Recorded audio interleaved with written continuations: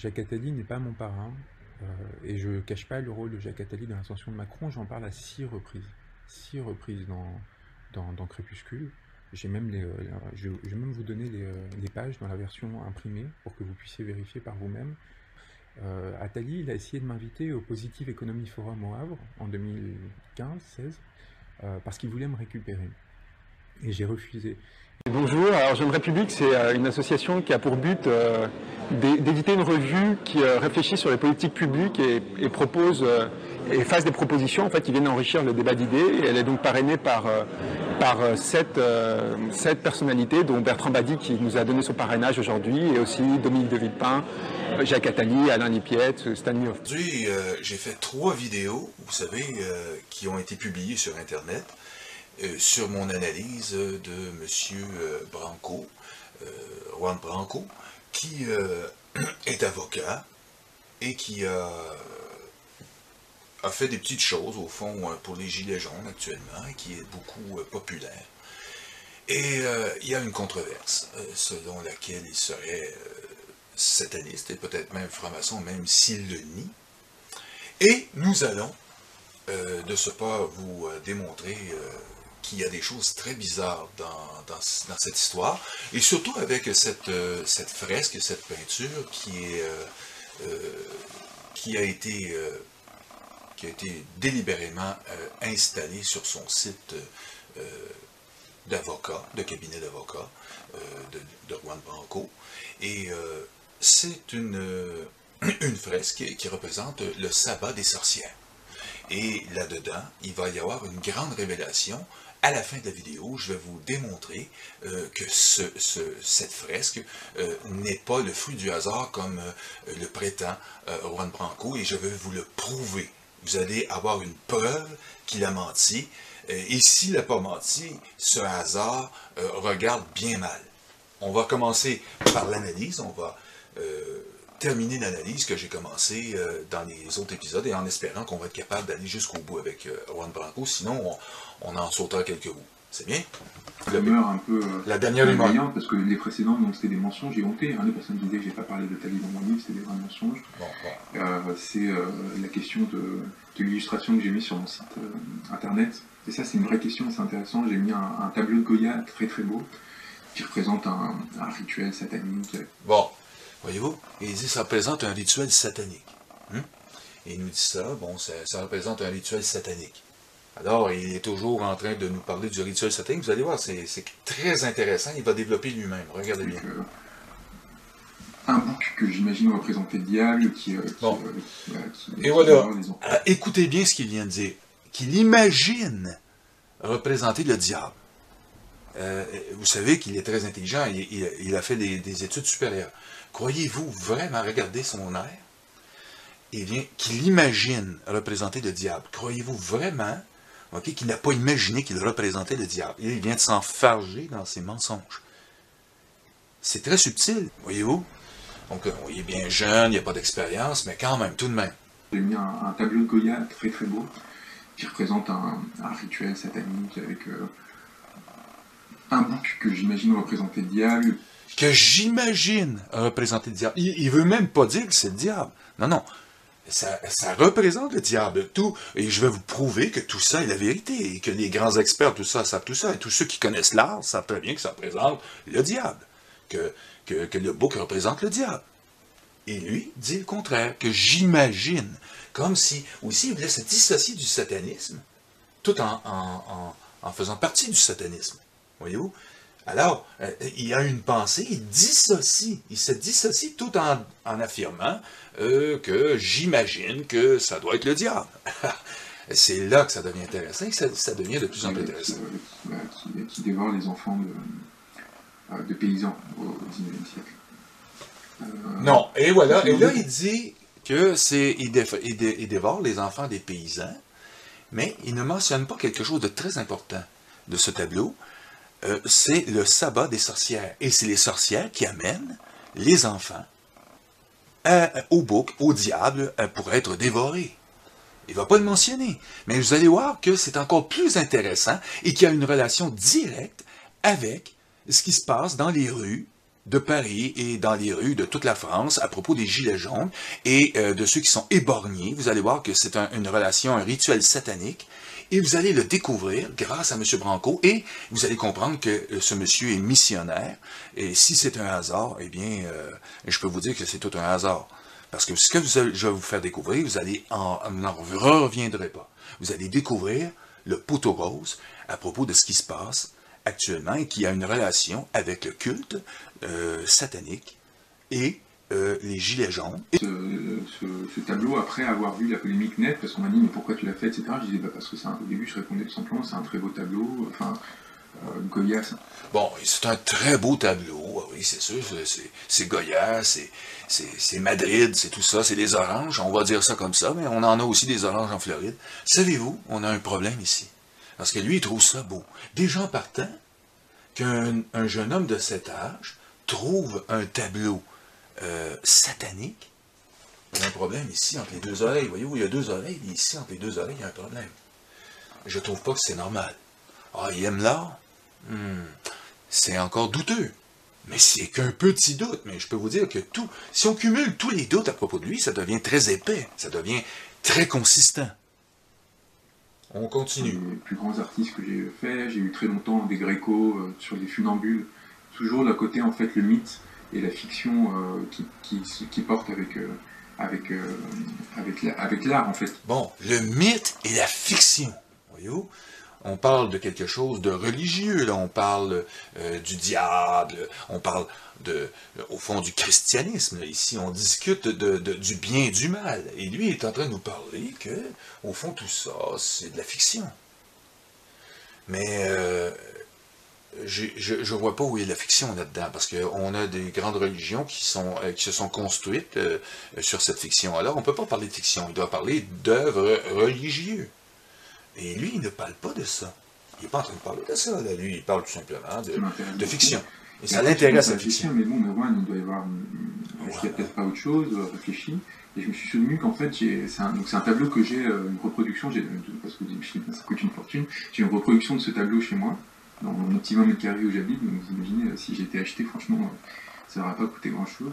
Et je l'avais acheté, en fait, quand je travaillais au Luxembourg. Attendez, je vais juste nettoyer, parce que c'est un peu sale. Donc, j'étais au Luxembourg. Et...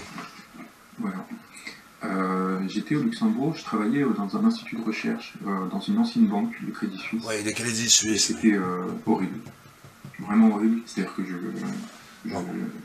faisais du droit. Et voilà un autre paradoxe. Il trouve ça horrible de travailler dans une banque, mais il trouve un tableau horrible, joli. Alors, essayez de comprendre ce qui se passe dans son cerveau, dans son esprit. Ce gars-là est malade, il y a quelque chose, il y a vraiment un problème. Il y a vraiment un problème, ce gars. Il travaille dans un endroit horrible, une banque. C'est horrible, une banque. C'est sûr que c'est pas la gaieté dans une banque, mais il y a des fenêtres, il y a de la lumière. Et là, il passe du coq à l'âne et facilement du bouc à l'âne. Parce que là, il se trouve à être tout simplement en train de nous dire que Goya, son tableau, qui est tout à fait morbide, répugnant, au fond, c'est pas quelque chose d'extraordinaire, là. C'est vraiment quelque chose qu'on peut regarder dans une encyclopédie qui parle des religions, tout ça, et des croyances religieuses et du satanisme. Ok, sans plus, mais de là à dire que c'est joli, et par la suite, nous dire que le tableau de Goya est très joli, et que les bureaux de la banque, là-bas en Suisse, sont pas jolis, on a un méchant problème, là, voyez-vous. Voyez-vous que tout ça, c'est du théâtre. Il est en train de nous faire du théâtre, là. Il est en train de nous ventiler l'esprit, justement. Il nous enfume, c'est un enfumeur patenté. Il est vraiment patenté. Mais je sentais que ça servait à rien, j'étais payé très cher, mais en fait je sentais bien qu'ils avaient créé l'Institut que pour légitimer Luxembourg, qui est un pays qui est quand même, qui est là tout simplement pour, qui profite à fond du système financier pour piller des ressources du monde entier, y compris les nôtres. Et donc ils essayaient de construire des trucs. Je comprends donc, quand ils parlent de piller des ressources du monde entier. Déjà que Rothschild, qui vaut des milliers de milliards de dollars, et que tous les petits milliardaires, tous les vasos qu'il dénonce, ne sont que des petits pions comparativement à l'Empire Rothschild, jamais ce gars-là va vous parler de Rothschild. Jamais. Pourquoi? Parce que il a la trouille, tout simplement, parce que c'est le grand maître dans cette histoire satanique-là. Alors, si lui est un petit pion, il ne va pas y dénoncer le grand maître avec ses grandes dents et ses petites mains croches, hein? Parce qu'il ne peut pas faire ça, c'est impossible. Alors, ici, on a vraiment un problème, là. On a toujours un problème avec lui. Et il parle au fond de piller les ressources de la planète, mais on sait très bien que les banquiers internationaux sont l'origine de l'argent, parce que celui qui crée l'argent, pour que ces milliardaires-là s'enrichissent, et au-dessus, c'est le dieu de l'argent. Alors, c'est Mammon. Vous savez que dans la croyance populaire, l'argent est la racine de tous les maux. OK? Et c'est peu dire parce que c'est littéralement Mammon. Dans la religion, le dieu de l'argent, c'est Mammon. Alors, on a Mammon, on a maintenant les gilets jaunes dans les rues, et on a le sabbat des sorcières qui est représenté tout bonnement, comme ça, tout gentiment, sur le site de Juan Branco, avocat. Ça regarde très bien, hein? Et c'est que le début des festivités, mes amis. Truc qui fasse que bon, le Luxembourg est quand même une image positive, etc. Donc il surpayait les gens. Donc moi, j'ai tenu 4 mois. Au moins, il avoue qu'il était surpayé. Le bouteillage de Maserati sur le Kirchberg, c'est quelque chose, les gens qui mangeaient leur langouste le midi, je ne supportais pas. Et j'étais là dans ce truc complètement éthéré et blanc, et dans lequel il n'y avait rien, en fait. C'était complètement neutre. Tout le monde vivait comme absent, comme des fantômes eux-mêmes. Et en fait, j'avais envie de me raccrocher à l'art, et du coup, un art très radical. Des fantômes qui font une belle vie, quand même. Qui montrent, en fait, que les rituels, les croyances, en fait, sont beaucoup plus fortes que les appareils de pouvoir contemporains qui ne donnent rien. Et je voulais montrer, en fait, qu'à travers, il y avait beaucoup plus de profondeur dans des tableaux de Goya comme ceux-là, même s'ils montraient des choses qui étaient fausses et délirantes, que... Bon, ok. Maintenant, il dit que le tableau de Goya, c'est délirant. C'est sûr que c'est délirant de la pédophilie, de bouffer des enfants tout crus. Tout ça, c'est délirant. Là-dessus, on est d'accord. Mais pourquoi, justement, si tout ça est délirant, que Branco utilise un tel tableau sur son site? Mais encore là, je vais vous démontrer à quel point ce tableau est la pierre angulaire de ce qui se passe directement. Il représente exactement ce qui se passe avec les gilets jaunes, et je vais vous le démontrer sur Internet. Vous allez pouvoir avoir la source même, et vous allez pouvoir vérifier par vous-même, et vous ne reviendrez pas du tout de ce hasard. Regardez bien. Que dans ces espaces de pseudo-pouvoir où j'habitais, et où en fait les personnes se comportaient en zombies. Et je voulais en fait, à travers cette œuvre, montrer justement comme il était facile de transformer en zombies les personnes, et comment en fait on pouvait créer le pouvoir pouvait créer une fascination très très très très forte. Et cette part d'ombre qu'on a tous, c'est une façon aussi de m'en méfier, c'est de dire je suis du côté de la transgression, je n'obéirai jamais aucun ordre, et en même temps je sais très bien à quel point il est facile d'être fasciné, et d'être fasciné par le côté sombre du monde. Et donc voilà, tout simplement, j'ai décidé d'en faire une œuvre qui m'accompagne, qui me fait réfléchir, que je trouve très très belle, qui produit beaucoup de pensées, qui porte pas de jugement. Et ça c'est très important parce que vous voyez quelque chose d'atroce et en même temps fascinant. Oh, quelque chose d'atroce et de fascinant. Est-ce que vous cernez le personnage? Il trouve ça atroce mais fascinant en même temps. Quelqu'un comme les gilets jaunes, les vrais gilets jaunes, les gens comme moi qui se battent justement contre les atrocités et les injustices, ne va pas dire que l'atrocité est fascinant. Voyez-vous?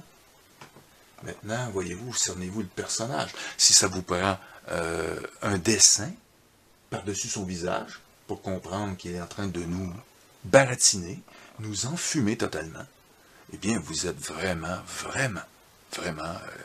des cas désespérés. Mais peut-être vous êtes encore récupérable. Mais j'espère que vous n'y croyez pas. Vous avez entendu ça. Alors, lui, il trouve ça fascinant. Fascinant. Quelque chose d'atroce. Vous êtes tous d'accord avec moi, vous voyez ce truc, c'est évidemment très très beau à voir, quoi. C'est très très beau. Non, moi je suis pas d'accord. Oh non, j'ai toujours trouvé ça ridicule. Je me suis toujours dit, écoute, il faut bien, c'est l'esprit maléfique qui... et ceux qui vont faire les imageries de l'esprit maléfique, évidemment, ne veut pas dire nécessairement qu'ils sont maléfiques. Il ne faut pas aller jusque-là. Mais celui qui trouve que c'est beau, on a un problème. On a vraiment un problème. Et qui, après, dit que les atrocités, c'est fascinant. On a aussi un problème. On a un problème sur les bras. et qui, papa connaît Atali, il connaît BHL, toute la clique au fond, il connaît tout le monde. Et il dit pas le contraire, il dit, oui, je viens de là, moi, et je viens vous sauver. Et j'aime ça, moi, c'est fascinant de voir l'atrocité. Qu'est-ce qui se passe actuellement? C'est atroce, des gens éborgnés, des gens qui se font casser la gueule, à coups de pied dans le cul, etc., etc. Et que le sang coule dans les rues de la France, partout en France.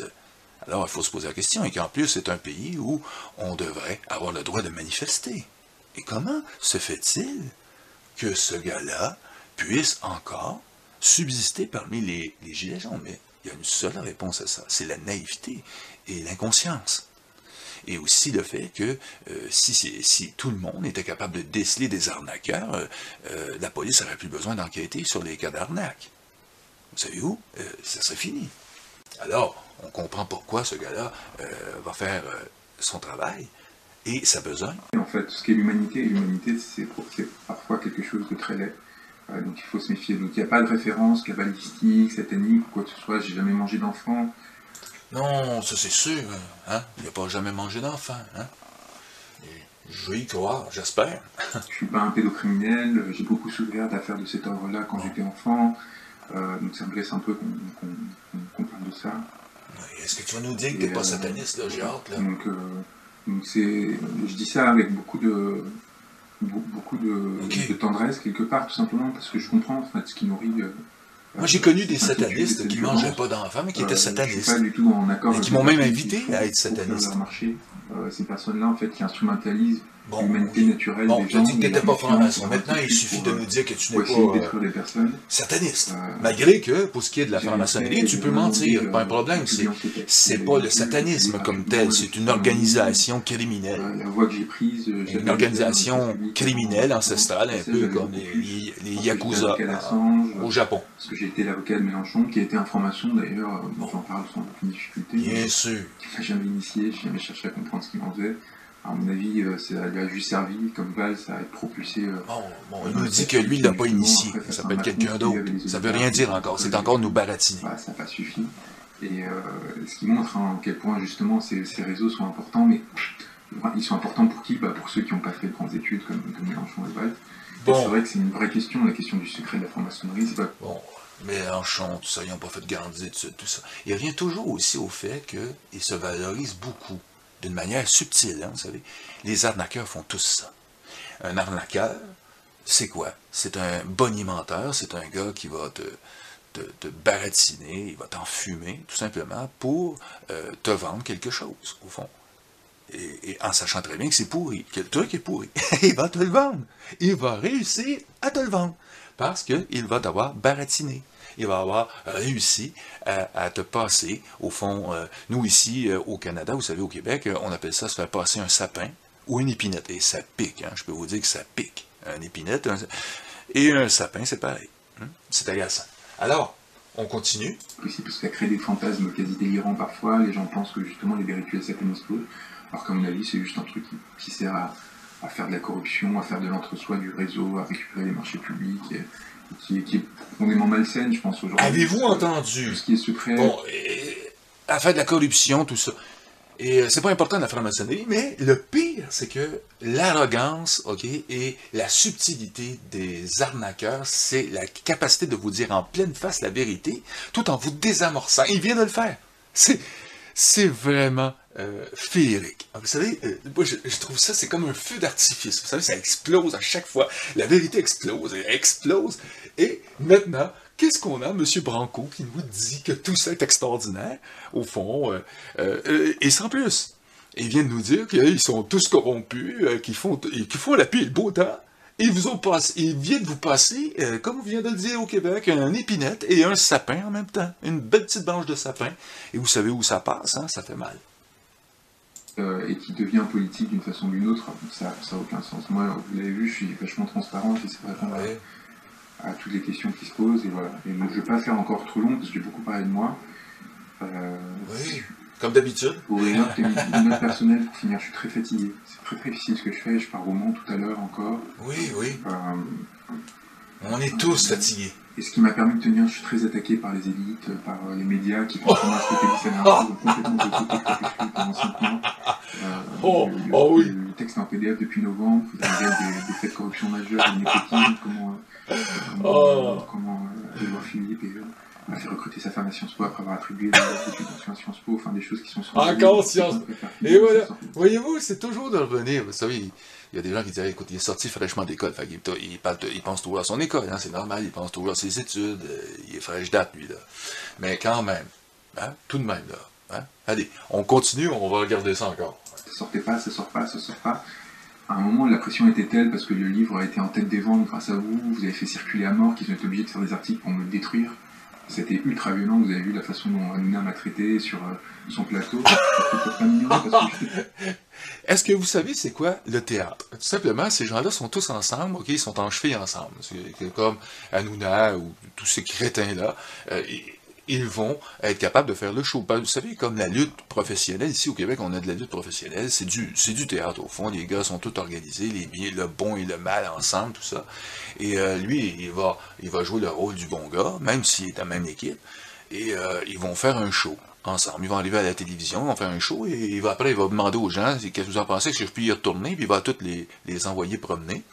Et il va y retourner, tout simplement, parce que tout est arrangé, et c'est du catch. Au fond, c'est un combat déjà organisé d'avance, et lui, c'est pour faire un prévalu sur lui. Au fond, Hanouna est là pour faire un prévalu sur lui, c'est simplement un truc encore d'enfumeur, d'arnaqueur. C'est tout monté d'avance. Pareil comme aux États-Unis avec Donald Trump.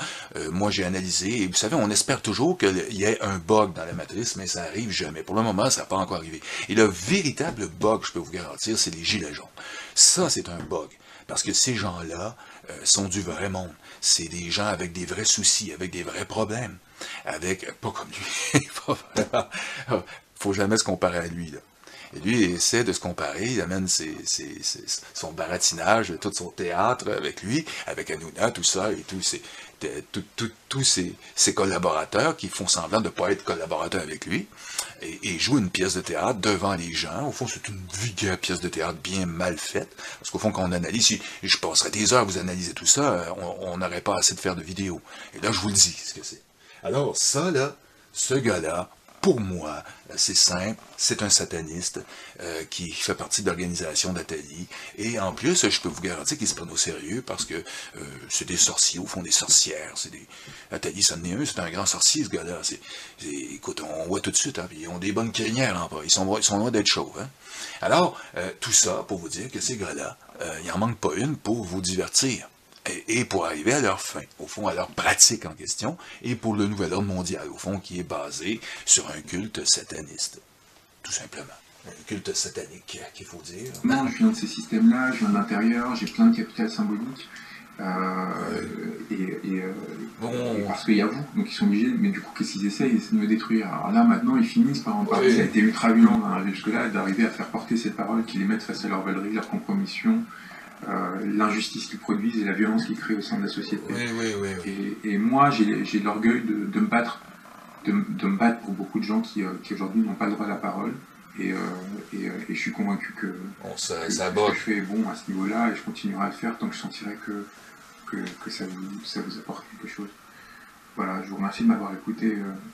Donc, après avoir très longtemps été asservi par un système auquel je croyais, qui m'a montré qu'il ne servait que lui-même. Et j'espère qu'on va pouvoir refonder cette République, et qu'à partir du 1er mai, on va créer quelque chose de très beau qui... Bon, et lui, il veut continuer avec la République, voyez-vous. Et ça, déjà, tu sais, on veut continuer avec la République, on va continuer encore à vous enculer, parce que vous savez, la République, au fond, c'est les francs-maçons qui l'ont fait. Il n'est pas franc-maçon, mais il aime la République beaucoup, hein. Les républicains, tout ça, c'est de la franc-maçonnerie, ok? Bon. Alors, les Gilets jaunes, reprenez la France. Reprenez la France et arrêtez de vous faire entuber par des gars comme ça, vous faire enfumer par des francs-maçons sataniques, au fond, parce que ce sont des francs-maçons sataniques. Et maintenant, je vais vous prouver. Après cette analyse, on peut considérer que Juan Branco est un sataniste, fort probablement. Bon, maintenant, on va regarder le hasard, le fameux hasard. On va regarder le hasard de Juan Branco. Vous savez, ça a été déposé, selon lui, par hasard. Il a décidé de choisir ce tableau. Il le trouve très beau. moi je le trouve très laid.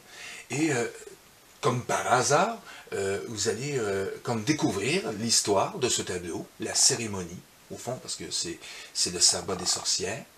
Et la cérémonie est une forme d'hérésie, et combattue comme telle au fur et à mesure que les participants vont devenir plus nombreux. Or, ils vont le devenir. Et le sabbat des sorcières va drainer du fond des campagnes les déshérités de tout poil et de toute origine, et les mécontents, et les malheureux, et les déçus de la religion officielle. On vient dès lors au sabbat, pour oublier des conditions difficiles. Bon, ben, c'est comme ça que ça arrive. Hein? Et au fond, il se doit pour mener la danse lui-même. Et si le diable, il fait son apparition, et si le diable fait son apparition masquée, parce qu'il va être masqué, hein? On peut penser à M. Branco. Alors c'est un hasard, tout ça, on peut trouver ça dans les descriptifs, vous pouvez aller sur Wikipédia, vous allez trouver ça à propos de cette toile en question. C'est une huile sur toile d'après une fresque, au fond de 1797-98. La danse, c'est bien souvent un rebelle contre l'ordre établi qu'il fait penser. Ah, c'est un diable masqué qui fait semblant d'être contre l'ordre établi. Ah, c'est bizarre ça, mais c'est un hasard, hein? C'est un hasard.